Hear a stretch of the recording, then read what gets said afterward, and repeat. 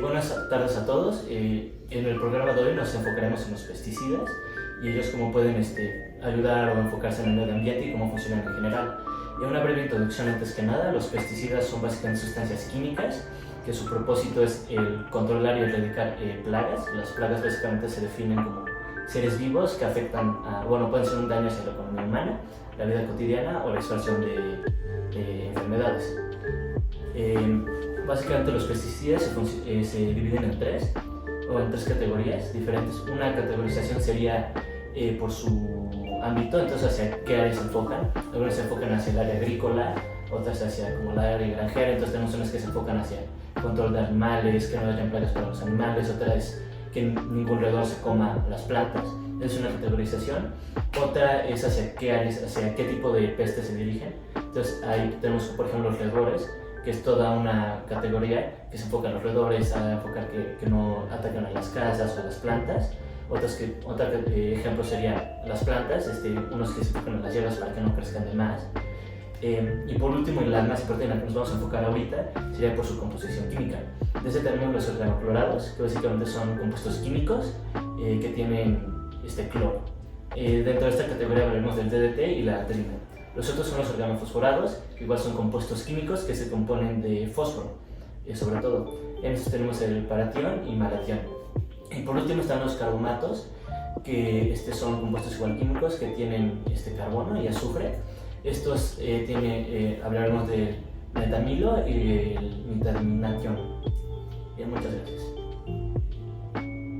Buenas tardes a todos. ¿Nos podrías hablar un poquito más de la estructura de los elementos, de los pesticidas comentados? Claro. Primero, todos tienen enlaces covalentes no polares y también enlaces covalentes polares.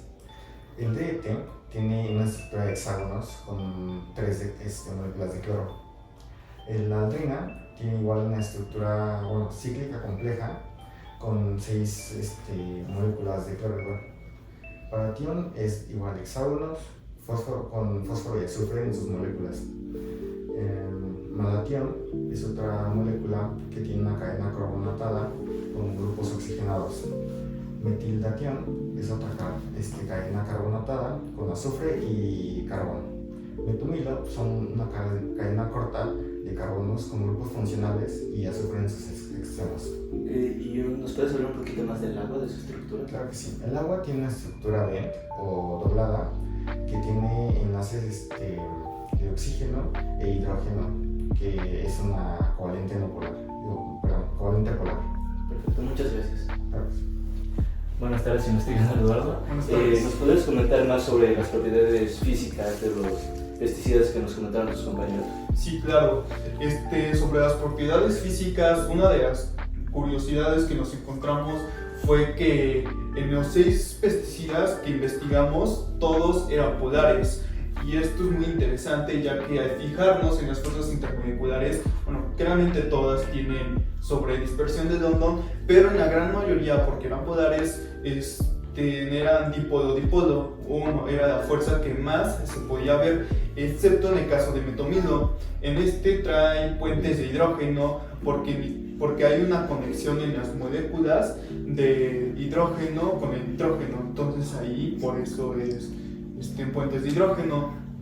Y como todas son polares, por eso también podemos ver que todos traen una buena solubilidad, excepto en el caso de diclorodifenil tricloroteano.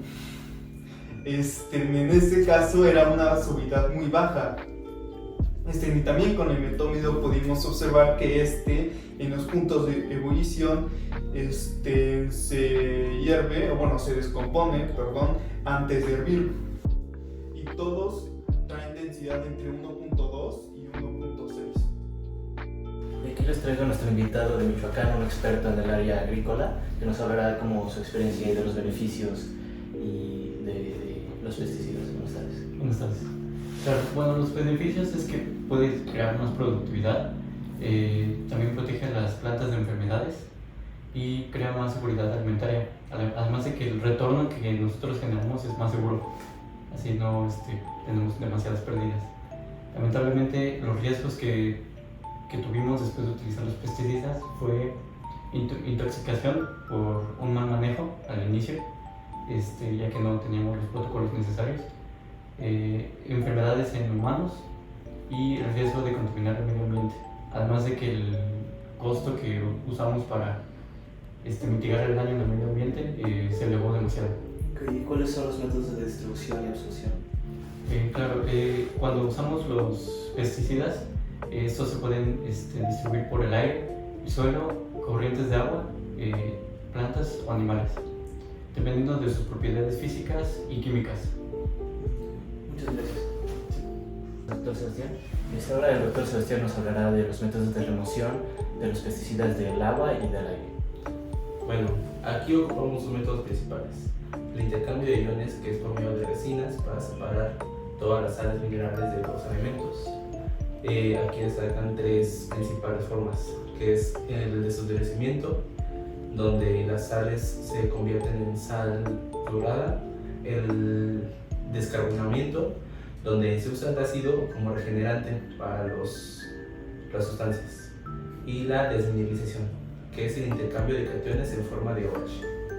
También para la fórmula del agua utilizamos el método de precipitación, en el cual buscamos eliminar las sustancias ya disueltas dentro del agua y separar lo máximo posible las sustancias de pesticidas. Aquí destacan tres métodos: la filtración, que es por medio de varios filtros que hacen que el agua se separe del pesticida; sedimentación, que es para el suelo; y la coagulación del agua. Hemos tenido resultados en el DDT donde se puede deshacer un 70% el pesticida dentro del agua, lo que contribuye al medio ambiente y a toda su biodiversidad. Muchísimas gracias, doctor. Bueno, y por último tenemos al investigador César. Buenas tardes. Que nos hablará sobre alguna alternativa que hayan encontrado para solventar el problema de los pesticidas que minimicen el daño al medio ambiente.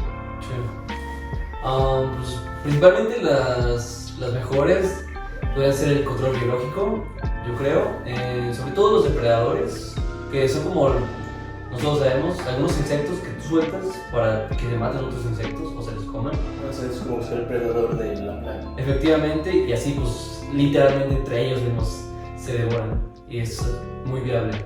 Después seguiría lo que es la rotación de cultivos, que simplemente se trata de variar como las zonas donde cultivas, los horarios, las especies, para que no se quede en un mismo lugar, porque quedarse en un mismo lugar, pues sí, el depredador se acostumbra y está más fácil para él. Después seguirían los cultivos resistentes, los cuales solo se cultivan variables que únicamente sean como muy desarrolladas o que resistan demasiado para no estar como complicando con otras que están muy débiles, ¿no? O sea, como una planta resistente a la efectivamente, o alguna variedad, efectivamente. Como en el ejemplo de los aguacates, hay ciertas variedades que son como que tienen la cáscara un poco más dura, entonces les ayuda bastante. Y sobre todo también algunos extractos vegetales, que es lo que he escuchado últimamente como efectiva viable, que son como líquidos, extractos de ciertas frutas, de ese tipo de cosas, que funcionan como líquidos o como simplemente... O sea, como pesticidas naturales. Efectivamente, esa es la palabra. Y líquidos, y ya sería todo. Muchas gracias.